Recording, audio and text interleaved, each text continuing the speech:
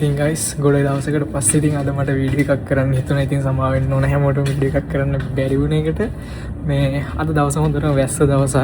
මොකද මේ දවස්වල දැන් නත්ස්වික පටන් ගන්න තියෙන ඉතින් හොඳටම වහිනවා. මට ඉතින් ඔහොම ඉද්දි අද හිතුණා ඔයාලත් එක්ක මම මීට අවුරුදු දෙකකට කලින් ජපානයට ආපු දවස සහ අද විද්දි ජපානයේ කොහොමද කියන එක ගැන ඔයාලත් එක්ක කතා කරන්න. ඉතින් මේ වගේ වැස්ස දවසක ජපානයේ තනියම ඉන්න කෙනෙක්ට තියෙන එකම පිහිට තමයි මේ වගේ කෝෆි එකක්. හැබැයි මේ කෝෆි එක නම් මාරුම සීතලයි. මම මේක රත් කරන් එන්න රත් කරගෙන ඇවිල්ලා අපි කෝෆි එක බොන ගමන් කතා කරමු.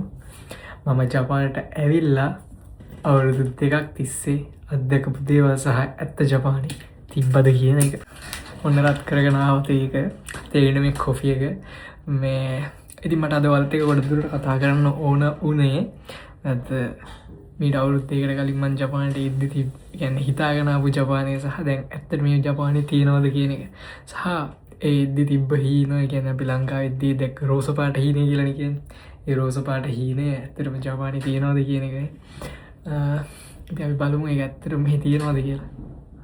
ඉතින් guys අද පළවෙනියටම කතා කරන්න හදන්නේ ලංකාවෙන් එද්දී දැක්ක ජපාන්ට ආවට පස්සේ ඇත්තට මේක තිබ්බද කියන එක සහ මේ කෑම බීම වලට මම හුරු වෙච්ච විදිය සහ මේ පරිසරයට හුරු වෙන්න මට කොච්චර කාලයක් ගියාද කියන එක. ඉතින් ඒක ගැන කතා කරද්දී ඇත්තටම ලංකාවෙන් හිතාගෙන ආපු ජපානය කියන්නේ අපි දකින්නේ වීඩියෝ වලින් අර ලස්සන පාරක වීඩියෝස් එහෙම නැත්නම් ඒ ක්ලියර් පාරක් ක්ලීන් පාරක් එහෙම නැත්නම් ලස්සන ස්ටේෂන් එකක ලස්සන ජපාන් ගෑනු ළමයි කිහට මෙහාට යන ඔය වගේ වීඩියෝනේ අපි දකින්නේ. ඇත්තටම ඒවා තියෙනවා. කියන්න ඕනේ ඒවා නැත්තේ නැහැ. ඒවා තියෙනවා. මේ රට ලස්සනයි, මේ රට මාර ක්ලීන්. ඒ හැමදේම තිබ්බට අපි එන්නේ එකම එක දෙයකට. එකම එක දෙයකට කියන්නේ කිසි දෙයකට නෙමෙයි අපි එන්නේ සල්ලි හම්බ කරන්න. අපේ රටේ නැති එකම දේ මොනවාද? සල්ලි. සතුට තියෙනවා, හැමදේම තියෙනවා. අපිට නැති එකම දේ සැප පහසුව නැහැ. ඕක තමයි අපි ඔක හොයාගෙන තමයි අපි මෙහෙට ආවේ. ඉතින් අර තියෙන හැමදේම තියෙන ජපානයේ අපිට එළියට දෙන යාලා එළියට පෙන්වන හැමදේම මේ රට ඇතුලේ තියෙනවා. හැබැයි වර්ක් කල්චර් එක ඇතුලේ ඔය කියන කිසි දෙයක් නැහැ. ඒ කියන්නේ හොඳ ජොබ් තියෙනවා මෙහෙ. හැබැයි ඕන ජොබ් එක මෙහෙ කරද්දි ස්ට්‍රෙස් තියෙනවා. ඒක අපිට විතරක් නෙමෙයි මේක ජපනිස් අයටත් තියෙනවා ඒ විදිහටම. ඉතින් ඒක ඔයාලට මුලින් මතක තියාගෙන එන්න ජපානට එද්දි ඇත්තටම මම එද්දි ලංකාවෙන් දැක්ක ජපානයේ තිබ්බද කියලා ඇහුවොත් තිබ්බා. හැබැයි වර්ක් කල්චර් එක ඇතුලේ ඒක තිබ්බේ නැහැ. ඒක නිසා අපිට ඒක එළිය තිබ්බත් අපිට ඒක දැනෙන්නේ නැහැ. ඇවිල්ලා මුල්ම ගිය රස්සාව ඒක මාරම ස්ට්‍රෙස්. මොකද අපිට හරියට ජපාන් ඒ සූජි නැහැ කියලා කියන්නේ අපිට තේරෙන්නේ නැහැ කියලා යාලා කියන්නේ. කියන්නේ ඒක හෙද්දි මාර අවුල්. ඉතින් අර අපි මෙච්චර මහන්සිලා ජපනිස් ඉගෙනගෙන මුන් යකෝ තාමත් අපිට බෑ කියනවනේ කියලා හිතනවා. ඇත්තටම කියන මෙලෝ හසරක් තේරෙන්නේ නැහැ. තේරෙන්නේ නැහැ. ඒක තමයි තියෙන ප්‍රධානම දේ. එතකොට ඒ මුලින්ම දැන් මම ඔයාලට කිව්වා එද්දිය හිතාගෙන ආව ජපාන් තිබ්බද තිබ්බා. හැබැයි ඔය කල්චර් එක ඇතුලේ ඒක තිබ්බේ නැහැ කියලා කිව්වා. එතකොට කොහොමරු ඉච්චිබන් කොමත්තපොතෝ. ඒ කියන්නේ සුපිරියටම මේ කද කියන්නේ අවුල් ගිය තැන සුපිරියටම අවුල් ගිය තැන තමයි ඇවිල්ලා වැඩ කරන්න යද්දි කියන මෙලොම මගුලක් තේරෙන්නේ නැහැ. ඔන්න ඕක තමයි මුලින්ම ඔයාලා හදා ගන්න ඕනි සහ මුලින්ම ඔළුව තියාගන්න ඕනි. ඔයාලා කොච්චර ජංකාවේ ඉඳන් පාඩම් කරලා ආවත් මොන්න ගේම් ගහලා ආවත් මේ ආපුවම කියන දේවල් තේරෙන්නේ නැති වෙන්න පුළුවන්. පළවෙනි මාස 6 විතර යනකම්. ඊට පස්සේ පොඩ පුළුවන් වෙනවා. ඊට පස්සේ ජපාන්ට හුරු වෙන්න කොච්චර කල් ගියාද කියන එක. ජපාන්ට හුරු වෙන්න නම් සහ මේ කෑම වලට හුරු වෙන්න අඩුම මාස 6 ඉඳන් අවුරුද්දක් වෙනකන්වත් යනවා. පළවෙනි මාස 6 කියන්නේ ඉතින් ස්ට්‍රෙස්ම මාස 6. මොකද නිින්ද යන්නේ නැහැ. නිින්ද යන්නේ ලංකාවේ වෙලාවට. ලංකාවේ කෑම හොයනවා, ඇඟ කිට්ටු වෙනවා, කොණ්ඩේ යනවා. ඔය වගේ දේවල් ගොඩක් තියෙනවා. ඉතින් ජපාන්ට හුරු වෙන්න 6 වෙනි මාස 6 ඉඳන් අවුරුද්දක් විතර කාලයක් යනවා. මට ගියා. ඊට පස්සේ guys මම දෙවෙනියට කතා කරන්න හදන්නේ අපි ගොඩක් අය දරා ගන්න අමාරුම තැන. ඒ තමයි තනිවීම සහ අපි කියන loneliness කිය. ඒක තමයි තියෙන හාඩස්ම පැත්ත. ඒ කියන්නේ ගොඩක් දරුණුම පැත්ත. ඒ කියන්නේ අපි මෙහා ආපුවම ඇත්තටම තනි වෙනවා. ගොඩක් දුරට ඉතින් අපි පවුල් පිටින් එන්නේ නැහැනේ. අපි තනියෙන් එන්නේ.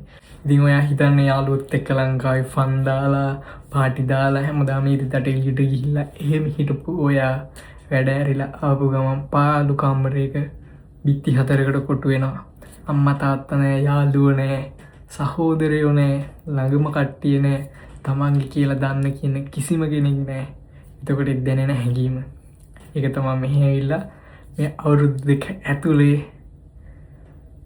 මම කට්ටේ දෙවෙනියට මම ගත්ත කියන්නේ දෙවෙනියට තියෙන දේ මගේ හිත ඇතුලේ මට කියන්නේ ඔයාලට කියන්න ඕනේ කියලා මේ දේවල් තියෙනවා කියලා කියන්න ඕන දේවල් වලින් මම දෙවෙනියට දැක්ක දේ තමයි ඒ පාලු කාමරේ ඒ හැඟීම.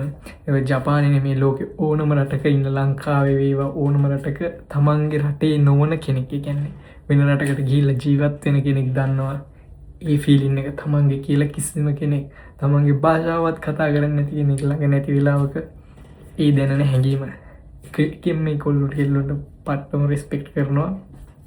ඒ දේවල් දරාගෙන තමන්ගේ පවුල දේවලුත් දරාගෙන එහෙම ඉන්නවට ඊට පස්සේ මම කතා කරන්න ඕන දෙයක් තමයි තුන්වෙනියට කතා කරන්න හදන්නේ.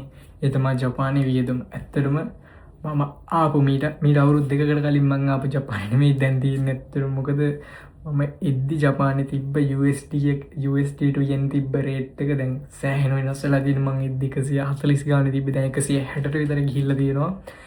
ඒ වගේම ඒ yen රේට් එක කොහොම වුණත් මේ හාල් ඒ වගේ දේවල් මාර ගණන් ගිහිල්ලා තියෙනවා. මස් එහෙම ඒ කියන්නේ චිකන් අනම් මීට් අයිටම් එහෙම එකට එකක් ගිහිල්ලා තියෙනවා. ඒ කියන්නේ මම 1500ට තිබ්බ හාල් කිලෝ 5 දැන් 3400යි 3700යි ඒ වගේ. ඒ කියන්නේ එකට එකක් වැඩි වෙනවා. එතකොට අපි හිතන් ආපු සමහර දේවල් ඒ කියන්නේ අපි මාසෙට මේ ගාණෙන් ජීවත් වෙනවා කියලා හිතන් ආපු සමහර දේවල් එකට ඒ හිතපු ගාණට වඩා දෙගුණයක් සමහරට හිතන්න මං කොල එකමාරකින් මාස ජීවත් වෙනවා කියලා හිතාගෙන ආවනම් ඒක සමහර මාසවල කොළ 3ක් වෙන්න පුළුවන්. ඒ වගේ මාස තියෙනවා. මොකද මම ජපානයට ආවේ ෆුකුෝකා වලට. ඊට පස්සේ ෆුකුෝකා වලින් කුමාමෝතෝ වලට ගියා. කුමාමෝතෝ වලින් ටෝකියෝ වලට ආවා. ටෝකියෝ වලින් දැන් චිබා වලට ඇවිල්ලා තියෙනවා. ඔය වගේ මාර මේ අවුරුදු 2 ඇතුළත මම දැන් 4ක ජීවත් වෙලා තියෙනවා ජපානයේ. එතකොට මේ පැත්තෙන් පැත්තට වෙනවා. සැතනම් ෆුකුෝකා පැත්ත ගත්තා මාර අඩුයි. හැබැයි ටෝකියෝ පැත්ත ගත්තාම මේ වගේ දෙගුණයක් විතර යනවා. හැබැයි මට මේ ඉන්න කම්පැනියෙන් ගේ දීලා තියෙන නිසා ගෙදරට ගානක් කියන්නේ නැහැ ලොකෝට. එතකොට එතන සේෆ්. ඉතින් අපි ස්ටුඩන්ට් ඉන්න කට්ටියට වගේ ගෙවල් එහෙම දෙන්න තැනක් නැහැනේ. දැන් මේ යාලා මේ දේවල් කට්ට කාගෙන ඒක හොයා ගන්න ඕනේ. ඉවෙන් එක්ස්පෙන්සස් කියන දේවල් මාරම වැඩි වෙනවා. කියන්නේ ඊට මාස 6කට තිබ්බ ගාන නෙමෙයි අද වෙද්දි හාල් කිලෝ එකක් තියෙන්නේ. අන්න ඒ වගේ මාරම විදියට වෙනස් වෙනවා. ඉතින් ඒ දේවල් වලට හුරු වෙලා ඉන්න. මොකද ස්ටුඩන්ට් වගේ එනවනම් මම නම් දැන් රෙකමෙන්ඩ් කරන්නේ නැහැ ස්ටුඩන්ට් වීසා එක ජපානයට එන්න. මොකද මම දන්නේ අනිත් අය මගේ යාළුවෝ කියන දේවල් අහලා සහ මගේ ස්ටුඩන්ට් ඉන්න යාළුවෝ කියන දේවල් අහලා තමයි මම මේ කියන්නේ. ඉතින් ඔයාලා හොඳට කල්පනා කරලා බලලා එම සල්ලි තියෙනවා නම් ඔයාලට ගේමක් ගහගන්න පුළුවන් කියලා එන්න එපා කියන්නේ නෑ. මම රෙකමෙන්ඩ් කරන්නේ නෑ කියලා විතරයි කියන්නේ. ඊට පස්සේ ඉතින් මම දැන් කතා කරන්න හදන්නේ මේ වීඩියෝ එකේ තියෙන හොඳම පාර්ට් එකේ තමයි මට ජපානයේ ලැබුණ දේවල්. මීට අවුරුදු 2කට කලින් එදී මම ඔයාලට කිව්වනේ මට අවුරුදු 20යි. එතකොට මම පොඩි කොල්ලෙක්. ඉතින් තාමත් පොඩි කොල්ලා තමයි අවුරුදු 22යි. හැබැයි ඒ එද්දී හිටපු අවුරුදු 20 කොල්ලා වගේ නෙමෙයි දැන් මේ අවුරුදු 22 දෙකක් ජපානයේ ජීවත් වෙච්ච කොල්ලා. මොකද මාරම ඕනම ප්‍රශ්නයකට මුහුණ දෙන්න පුළුවන් මිනිස්සෙක් දැන් මෙතන ඉන්නවා. ඒ කියන්නේ ජීවිතේ ඕනම තැනක ගිහිල්ලා ඕනම රටක ජීවත් වෙන්න පුළුවන්.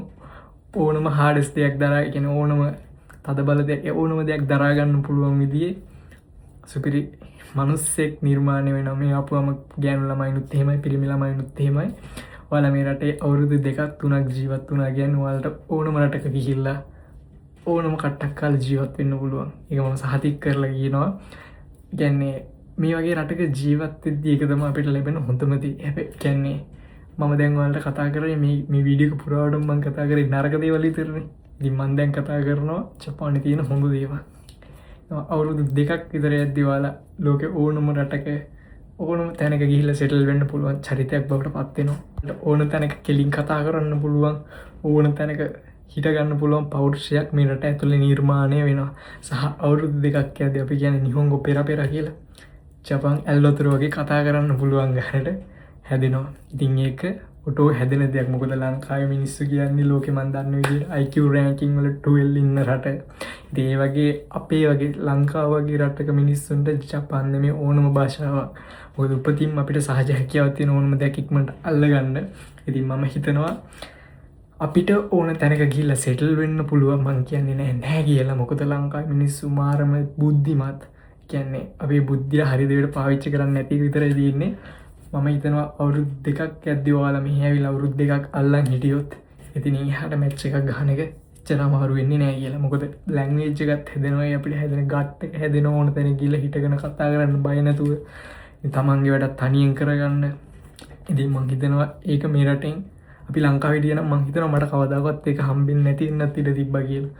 ඇත්තටම මේ රටේ තියෙන පිරිසුදුකම මේ රටේ තියෙන ඒ කල්චර් එක ඒ දේවල් වලට හැඩගැහිලා ඩිසිප්ලින් එක ඒ හැම දෙයක්ම හැදෙනවා. තැනක හැසිරෙන්න ඕන විදිය, ට්‍රේන් එක යද්දී ඉන්න ඕන විදිය, ඒ කියන්නේ හැමදේම මනුස්සයෙක් එක්ක එකට ගැටලා මේ මිනිස්සුන්ගේ ජපනිස් මිනිස්සුන්ගේ ආකල්ප ඒ දේවල් තීරුම් අරගෙන අපි මෙහි ඉන්න ඕන කොහොමද සහ අපි තැනක ගිහලා හැසිරෙන්න ඕන කොහොමද කියලා අපිට ලංකාවේ ඉස්කෝලේකින්වත් කියලා දෙන්නේ නැති දේවල් මෙහි වර්ක් කල්චර් එක ඇතුලේ අපි ගොඩක් දේවල් ඉගෙන ගන්නවා. ඒක ඔයාලා ඇවිල්ලා මෙහි වැඩ කරොත් ඒක ඔයාලටත් ඔටෝම හැදෙනවා. ඒ කියන්නේ එහෙම හැදෙන්න බැරිය ඇත්තටම මේකෙන් කැපිලා යනවා. මම දන්න තරමට මේකෙන් කැපිලා යනවා. ඒ කියන්නේ ඒකට ඉන්න බැරි, කට්ට කන්න බැරි, ඒ තමන් ගැන ඒ ආත්ම විශ්වාසය නැති අය ඉන්නේ නැහැ මේකේ.